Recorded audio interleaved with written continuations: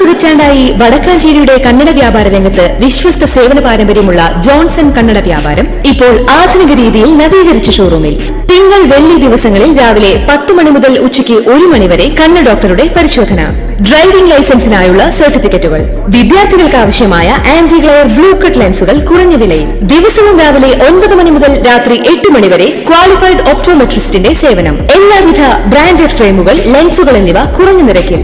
Johnson Kannada വ്യാപാരം, John's tower, divine ആശുപത്രിക്ക് എതിർവശം, Vadakkanchery. Phone 94963474.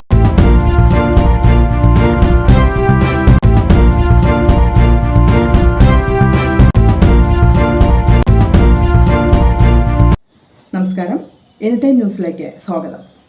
ഇടവേളയ്ക്ക് ശേഷം വീണ്ടും സംസ്ഥാന കോൺഗ്രസിൽ തർക്കം മുറുകുന്നു. KPCCയുടെ ഔദ്യോഗിക പരിപാടികളിൽ നിന്ന് സഹകരിച്ച് പ്രതിപക്ഷ നേതാവിന്റെ പ്രതിഷേധം. തന്നെ അറിയിക്കാതെ KPCC യോഗം വിളിച്ചതിലുൾപ്പെടെ കനത്ത എതിർപ്പാണ് പ്രതിപക്ഷ നേതാവ് VD സതീശനുള്ളത്.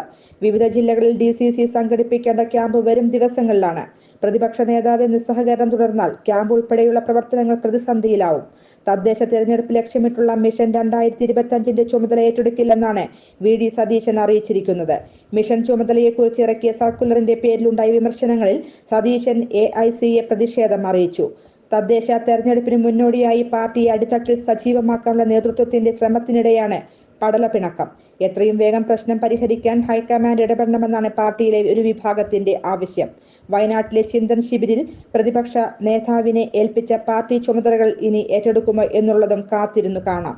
കഴിഞ്ഞ ദിവസം KPCC ഭാരവാഹികളുടെ അടിയന്തര ഓൺലൈൻ യോഗത്തിൽ സതീശനെതിരെ രൂക്ഷ വിമർശനം ഉയരുകയും പിന്നാലെ കോൺഗ്രസ് തിരുവനന്തപുരം ജില്ലാ ക്യാമ്പ് എക്സിക്യൂട്ടീവിൽ നിന്ന് അദ്ദേഹം വിട്ടുനിൽക്കുകയും ചെയ്തിരുന്നു. VD സതീശൻ സമാന്തര രാഷ്ട്രീയ പ്രവർത്തനം നടത്തുന്നുവെന്നായിരുന്നു നേതാക്കളുടെ വിമർശനം.